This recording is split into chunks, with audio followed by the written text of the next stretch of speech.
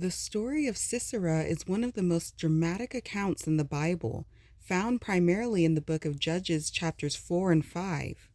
Sisera was the commander of the army of Jabin, a Canaanite king who oppressed Israel for 20 years.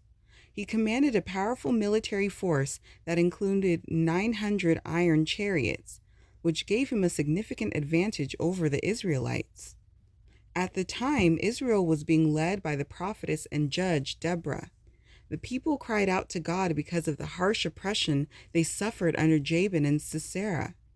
God instructed Deborah to tell Barak to gather 10,000 men and go to Mount Tabor.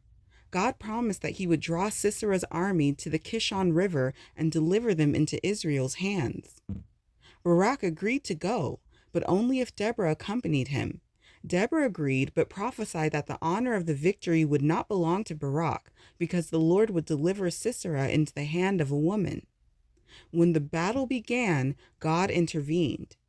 Judges 4:15 says the Lord routed Sisera and all his chariots. Judges 5, known as the Song of Deborah, suggests that a powerful storm may have flooded the area, rendering Sisera's iron chariots ineffective. The Israelites defeated the Canaanite army, and Sisera abandoned his chariot and fled on foot. Sisera sought refuge in the tent of Jael, the wife of Heber the Kenite. She welcomed him, covered him with a blanket, and gave him milk when he asked for water. Feeling safe, Sisera fell asleep. Then Jael took a tent peg and a hammer and drove the peg through his temple into the ground, killing him instantly. When Barak arrived searching for Sisera, Jael showed him the dead commander.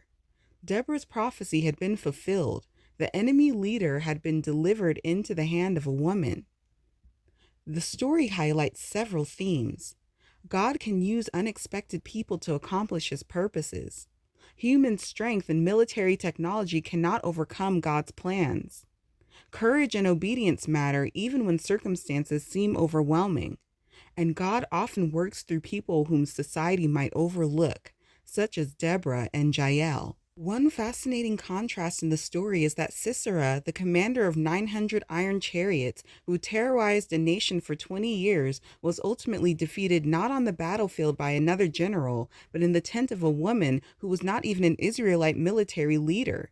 The story repeatedly emphasizes that victory belonged to God rather than to human power.